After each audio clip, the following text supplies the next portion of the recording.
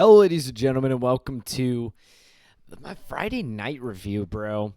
I honestly, obviously, if you're aware of anything going on in the world and you don't live under a rock, you know what I'm here for.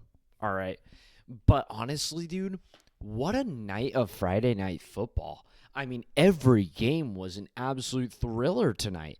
And in so many upsets, I guess ASU, I don't want to spoil anything, but I guess this one wasn't really an upset, and Houston ended up coming back. I didn't put down a slide for that.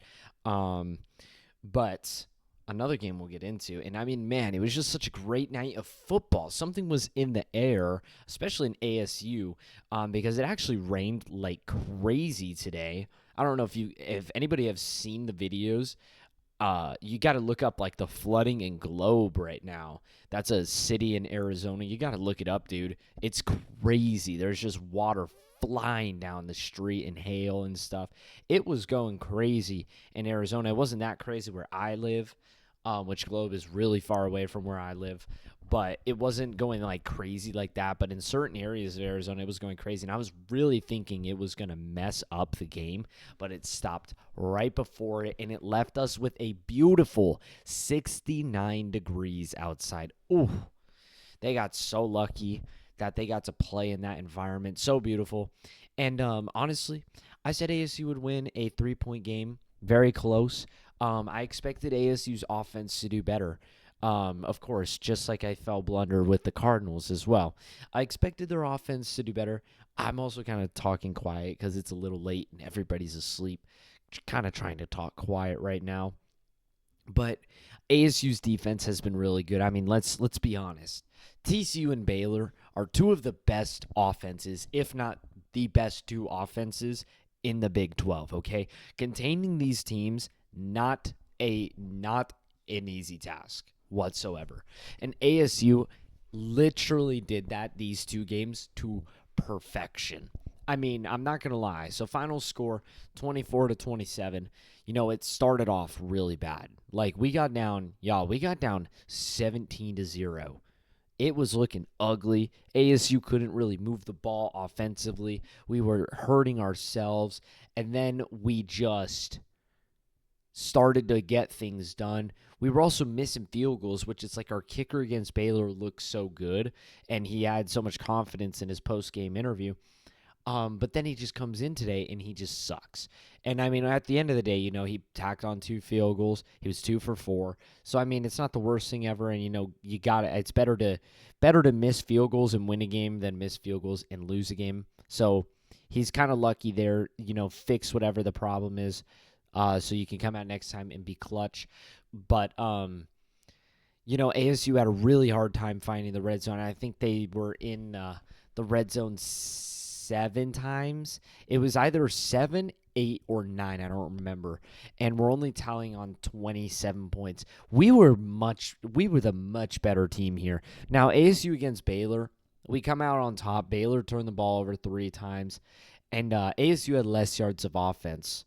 350, I think, was close to the exact number. And we had 27 points.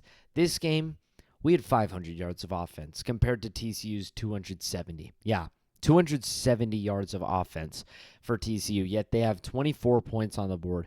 ASU has 500 yards of offense. That's a football field and a quarter more than TCU, yet we are only winning by 3 points in a game that came down to the absolute wire.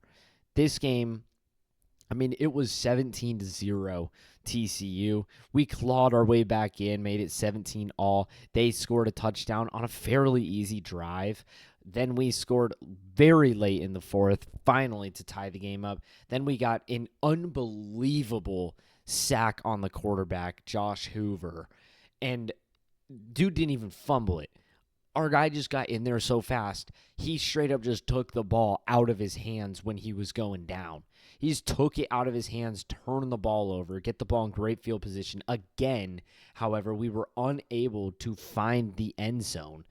and we have to settle for a field goal, but no matter.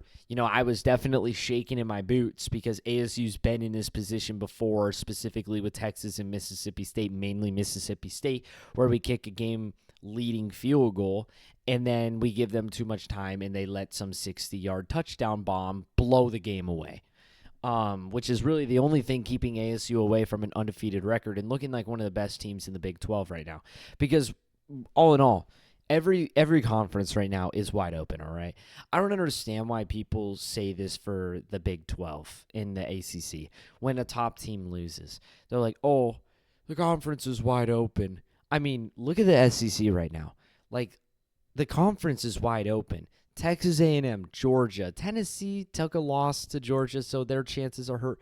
LSU, Ole Miss, even Vanderbilt, all these teams in the SEC that could potentially be the team to win. It's wide open. Every game is going to be a competition, but it's just like they're not holding each other to the same standards that these other conferences has. See, when ASU beats TCU and then somebody beats ASU and then somebody beats them, it's called cannibalism. But when the SEC all loses to each other, it's called competition. It's not held to the same standard, which is really annoying. And the only thing, what's really annoying about it is the fact that when we want to prove them wrong, they win in the college football playoff. I mean, we had TCU, but then they got blown out 65-7, which really was just so stupid. It's like, thank you, TCU. But like most recently, national championship was Ohio State, Notre Dame. Didn't consist of a SEC school, but Texas made the quarterfinals, so there was an SEC school there. But I'm just saying, like, the Big Ten doesn't really ever get held to the cannibalism standard because there is just like really 3 or 4 teams that are ranked and the rest suck. But the SEC, it's like all of them have these rankings and they're not held to cannibalism. People expect just if there's going to be a Big 12 team that makes it, they better sweep the conference under the rug.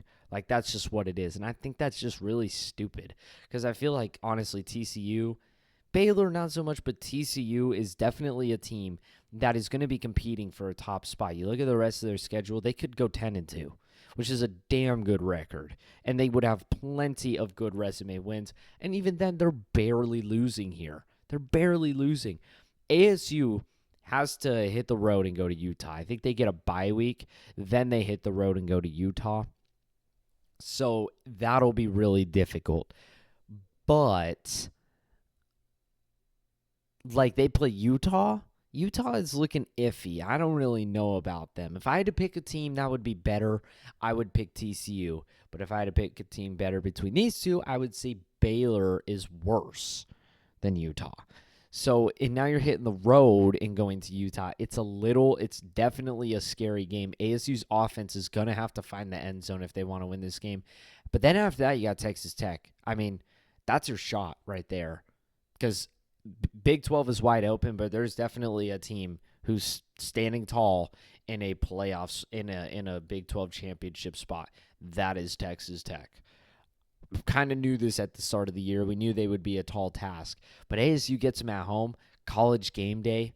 And if we can find that, I mean, y'all, even against Baylor, we couldn't punch it in the end zone. So many opportunities deep in the red zone, and we just can't move the ball 3-4 yards and get into the end zone. It's so annoying to watch. If we can find our groove and just get the ball into the end zone and not just settle for field goals or just failed fourth down conversions every time, we turn into one of the best football teams in the country. Now, the thing with Mississippi State that really hurt was that Sam Levitt just looked so bad over the air, and all we could really do was run the ball. Now, Mississippi State couldn't stop it, but all we could do was run the ball. And then every opportunity we had, even at the end of the game, we couldn't punch it into the end zone at the end of the game. We just punched in a touchdown there. That deep shot is wiped off the face of the planet, and we head into overtime. But against Baylor and against TCU, we've been in the red zone multiple times, and we have just not been able to find the end zone. If ASU can find the end zone, their offense will explode. I mean, we've all seen the highlights of Tyson. Even Sam Levitt has absolutely cranked it up. He is just unbelievable. And this offense it has so much potential. And they drive the ball. It's just like we can't get in the end zone.